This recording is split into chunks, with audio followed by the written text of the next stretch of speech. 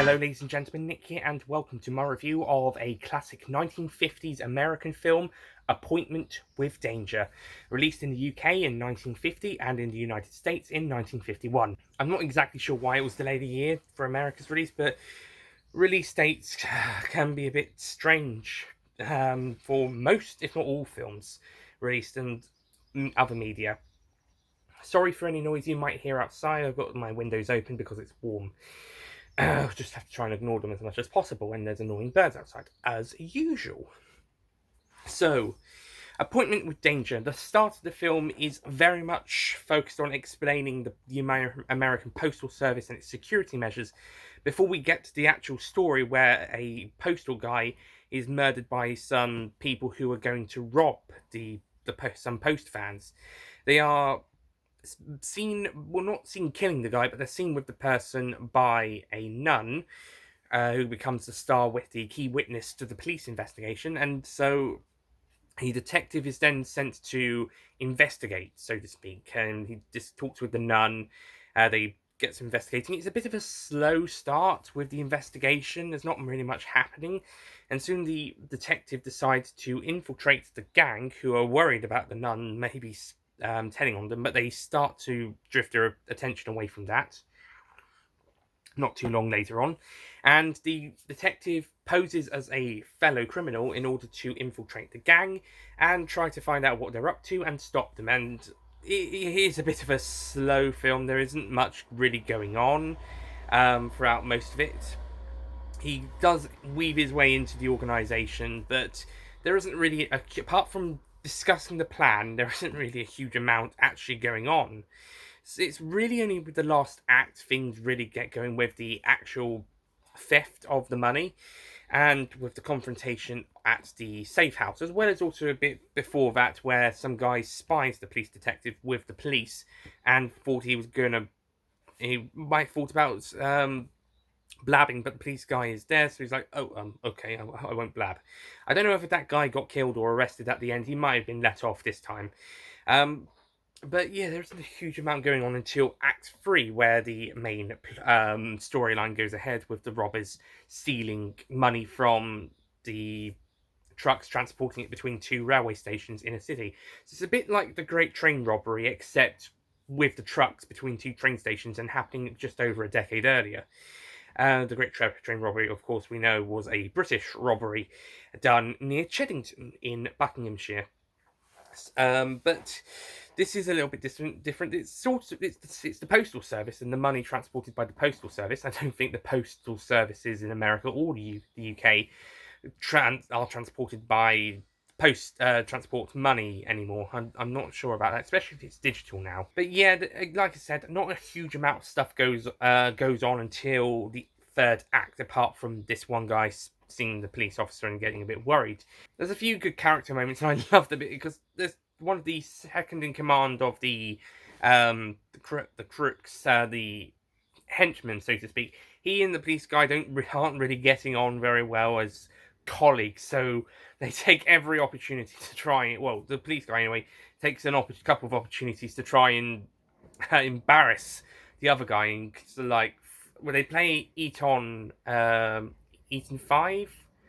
I think Eton handball thing. Mr. Portillo did it in, I think it was Thailand, in one of the Great Asian Railway Journeys. No, it was Malaysia. It's a game invented at Eton, two aside, and they throw a ball against the wall and they have to catch it, and there's usually two teams. At a bit about halfway through the movie, roughly, detective guy and henchman guy, I think what was his name? I can't remember his name. Joe, was it Joe? I'm not quite sure, but he and henchman guy are playing a game, and detective guy throws the ball against the wall and it hits Joe, or did he throw the ball at Joe himself? Was it Joe? I can't remember. And then he goes to get some ice after making a telephone call to headquarters, and then he drops the ice pack onto the henchman's face. Ow! Oh, ouch! But yeah, there isn't a huge amount going on for the first two acts besides discussing the plan. He does get caught out, the detective, by the girlfriend of the leader of the gang, but she doesn't do anything. She doesn't scorn on him. She just leaves because she knows that either her boyfriend will die / get arrested, or he will be a wanted guy, a wanted man if the police know about him, and if this guy has already informed them about that. And so, also to avoid getting into the criminal activities herself, she just decides to up and go without anyone noticing. Though she does wish that the police officer does get killed by her boyfriend, that she's leaving so she doesn't get involved with them. Unluckily for her, that detective guy survives. And that's not really a twist, to be honest. That's typical. I mean, yeah, there will probably be some films where the main character will be killed by the villain, but it's not a twist to say that they're not. The villains themselves are pretty decent robbers, guys. They got the intelligent boss guy and the um, second in command, the henchman. There's also this guy that they send out of town. Supposedly he's the guy who killed the postal guy's service, and then they're getting him out of town. Do they kill him, or do they just ship him off and he sort of gets away with it? I'm not actually sure, but there's a nice attempt to do some character with him having a son and talking about his son before getting knocked by the shoe of what would his son shoe by Joe. I think it's Joe, the henchman. I'm not actually sure what his name is. I'll just call him the main henchman. But I'm not actually sure if the murderer person guy died or was just knocked out and shipped off elsewhere. It's not really made clear. For all the slow building and talking stuff that they do, there's a few characters who just disappear. I mean, the girlfriend sort of just left. That I know she just left, but the guy that saw the police guy and then they had a confrontation, did he just? I don't know what happened to him, and I don't know what happened to the guy who killed the postal officer guy. They seem to have disappeared. I didn't really recognize their faces later on, so I'm just wondering if they disappeared. And considering the nun seems to have an important part in the investigation, and the actress is one of the main credits in the film, possibly the second main credit after the main actor, she doesn't really get much to do apart from maybe as the witness if they pick her up later on.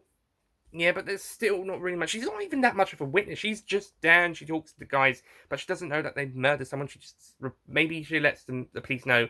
But besides that, apart from recognizing the guy, she doesn't really contribute much. So why do they keep going back to her when they're sort of done? Well, I suppose it's because the detective likes her, and they're trying to put some sort of romance into the film, but it doesn't quite work unless she's reciprocating her own feelings, but as a nun, that it's probably just coming across as a friendship. So, yeah, there's not much point of her in the film, to be honest. That being said, she is a pretty fun character, and like I said, the bankers are pretty good, and not the bankers, the robbers are pretty good, and the detectives are pretty good. There's some good characters. It's just how they're utilised in the story, or how recognizable they are, because some of them disappear, and some of them how they're utilized in the story, because some of them don't get a huge amount of utilization. The final act is pretty fun, though. It has some great stuff going on, some great action. Henchman goes and kidnaps the nun, and he drives into a school bus after the robbery's happened by accident. Whoopsies. And the robbery goes down pretty successful, but of course they go to the hideout because of attempts of police trying to find them, and there's sort of a fight between the detective and the main henchman. Great time for a fight, guys, just when you're trying to evade the police. Time for a fisty fight in which the detective kills the henchman, and the nun accidentally says his name, and which causes the main villain to realise she knows him. He might be a cop or informer or something, and and then we get the big shootout, which is pretty neat. Some pretty good stuff here. Ultimately, the good guys win, obviously. But the movie doesn't stop right there. That's a problem I have with quite a lot of the older movies, and some newer ones as well, if they do it. But as soon as they think the plot's finished, stop. They just stop the movie, and that's it. But this movie, thankfully, does take a minute or two to... Well, they've killed the main villains, and they take a minute or two to talk to the nun and sort of discuss a little bit, and the police are coming in to clear everything up. It does take a moment to actually take a little bit of wrapping up, even if it's just a few goodbyes and, right, that's it, we're off. And then the movie ends. But at least it takes a moment to wrap up some things. It takes a moment to end the story, as opposed to the main villain's dead. Yay! The good guys are still alive. End. They actually take a moment to actually have a little bit of a wrap up. So that's good. That's good. I think maybe another few more seconds it could have worked, just just to build up the end, but it works pretty well for what it is. I've had this issue with the movies cutting short. Even Hitchcock had this issue with some of his movies, that they would just stop when they feel like it, and that was always a problem. Thankfully, this isn't the case of all films. This is just some things I've noticed. Not so bad with animated films as well. It's mainly live action. Anyway, so Appointment with Danger. This one's a good film, I would say. It's a good film. I don't think it's spectacular. It's not going to be considered one of the all-time greatest classical American films, Hollywood or otherwise. It's not going to be considered one of the greatest crime films or gangster films or detective films or noir films. And to be honest, I can see why. It's good. It's fine. It's all right. It's enjoyable in places, but it does have that really slow build up, and it could have sped it up a little bit with a bit more, maybe character interaction that wasn't just chat, chat, chat, chat, chat, chat, chat, chat, chat. Or at least maybe some chats that was character driven. I know it was 1950, but still do it. You can still have some moments of this guy has some sort of a personality or background or something like what they tried to do earlier on with that guy with the son's shoes, and or get that nun involved a bit more than how she was in the middle of the story. She helped in the investigation at the start, and she got brought in at the end because the robbers thought she might recognize them, but in the middle it's just going to visit, just because. So I think those could have been improved as part of the stories. On the whole, I think Appointment with Danger is a good film. I enjoyed it. So I will be passing this film as a 7 out of 10.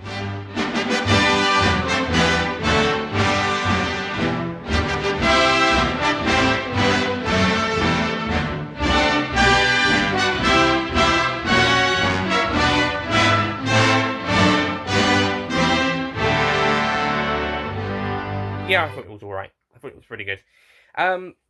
So that's it from me. One other fun fact about this film is in the UK, when it came out in 1950, it got the original A certification that was at the time, but it hasn't been reclassified since. And I saw this film on Film 4 a couple of weeks ago. I actually recorded the review not too long afterwards, but I accidentally deleted the footage, so I'm re-recording it now. But this film's not been given a reclassification since the original one. It's not gotten one of the ones that were introduced in 1982 or onwards, which are U, PG 15 and 18 at the time, plus R18, and UC came along in 85, got declassified in 2009, and then 12 in 1989 got raised to bumped up to 12A for the cinema in 2002, and the video one came in 94. But this film hasn't been reclassified under any of the 1982 or onward certifications. I'm not sure why. On Google, on YouTube, it's given the 15 rating, but that might be one of the, I think it was France, 15, or Belgium, one of those ones had a 15 and a 16, one of them was a 15, one of them was a 16. America was approved or unclassified, and the UK had the original A rating, but not an updated one, so I'm not sure what this film would be classified now. I would say U, because there's not much violence. Even towards the end, it's a couple of shootouts, but it's not too bad, not too violent, not too gory. If those moments are considered unsuitable for a U audience, then perhaps a PG, because there really isn't anything in this film to be higher than a PG. I think U's fine, but if not, then PG, because there really isn't anything that is that bad for younger audiences in this film, apart from maybe if they get upset from the shooting. But besides that, I think U or PG would be fine. So yeah, hopefully that would be a new age rating for the film if it ever got reclassified by the BBFC, and not a 15. That's ridiculous. That is ridiculous. Don't give it a 15. It's ridiculous. U or PG, that they will be fine. It would be if I was classifying it. I would probably pass it U, or PG if I was pushed to give it that. Anyway, so that was just something I wanted to talk about quickly because I love the BBFC and classifications. So that's it from me. Thank you for watching. The next review I'll be doing, because I saw this film, this was the next film I saw, will be a British independent film called 12 in a Box. I'll see you guys next time. Goodbye.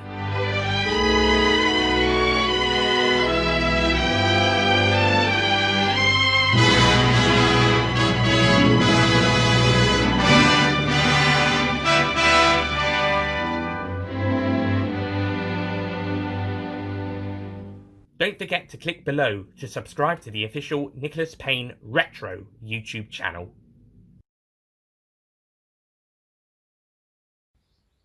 Again, I'm not sure what I say again. But yeah. Oh, there was a hair in there, I knew it. That's the problem I had with, I should say, with a lot of older movies. Hitchcock is included. But as soon as they think that's it, as soon as maybe something, it's actually, I don't even think it's a noir film. It's in black and white, but it's not a noir, I don't think. But I don't think it's going to be considered one of the greatest crime films.